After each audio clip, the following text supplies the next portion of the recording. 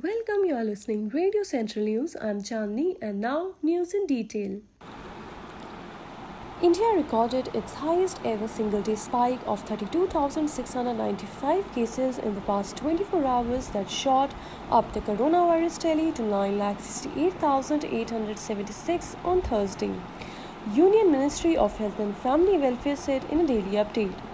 The death toll went up to 24,915, including 606 fatalities since Wednesday. Out of the total cases, 6,12,814 have been cured, while 3,31,146 are currently active. In past 24 hours, 20,783 patients were declared cured, taking India's recovery rate to 63.25%. Meanwhile, according to the Indian Council of Medical Research, a total of 1,27,39,490 samples have been tested for COVID till Wednesday. A limited number of international passenger flights will start operating through air bubble with select countries from July 17 for US and July 18 for France, the government said on Thursday.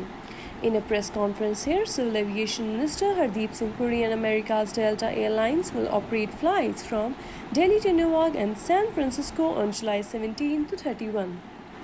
There will be a daily flight to Newark, while there will be 3 flights a week to San Francisco. Similarly, agreements have been signed with Air France for flights from Paris to Delhi, Mumbai and Bangalore. The airline will operate 28 flights from these Indian cities to Paris between July 18 and August 1. Negotiations with German airlines Lufthansa are also in the advanced stage, the minister said. He said that on the behalf of India, the state-run Air India will fly under the air bubble and hope that in the coming times, private airlines will also show interest in this. Mr. Puri clarified that these will not be in regular international flights and that regular flights are unlikely to start at the moment. Pakistan on Thursday provided consular access to Indian prisoner on death row Kulbhushan Jadhav days after Islamabad claimed that he has refused to file an appeal in a court here against his conviction by a military court. This was the second consular access to Jadhav. The first consular access was provided by Pakistan on September 2, 2019, the Pakistan Foreign Office said in a statement. Jadhav, the 50-year retired Indian Navy officer, was sentenced to death by a Pakistan military court on charges of espionage and terrorism in April 2017. Weeks later, India approached the ICJ against Pakistan for denial of consular access to Jadhav and challenging the death sentence.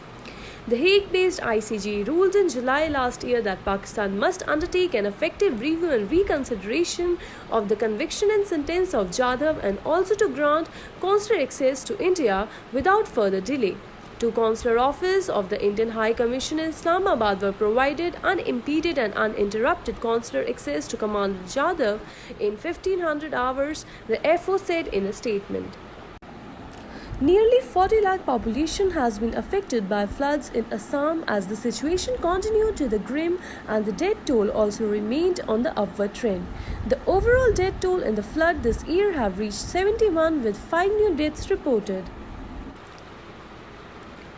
Amid the ongoing tension between United States and China over the claim of South China Sea, India on Thursday reiterated that its position is clear and consistent and that the South China Sea is a part of global commons. Addressing the media person during the virtual weekly briefing, Ministry of External Affairs spokesperson Anurag Srivastava said India has an abiding interest in peace and stability in South China region. We have articulated our position on South China Sea on several occasions in the past, most recently on May 21, 2020. Our position on this issue has been clear and consistent. South China Sea is a part of global commons and India has an abiding interest in peace and stability in the region, he added. He said New Delhi firmly stands for the freedom of navigation and overflight and unimpeded lawful commerce in these international waterways in accordance with the international law, notably UNCLOS. India also believes that any differences be resolved peacefully by respecting the legal and diplomatic processes and without resorting to threat and use of force, he added. The US has toughened its stance on China. It has called Beijing extensive claims to South China Sea completely unlawful. That is all for the today's news bulletin. Stay tuned to Radio Central News for more updates.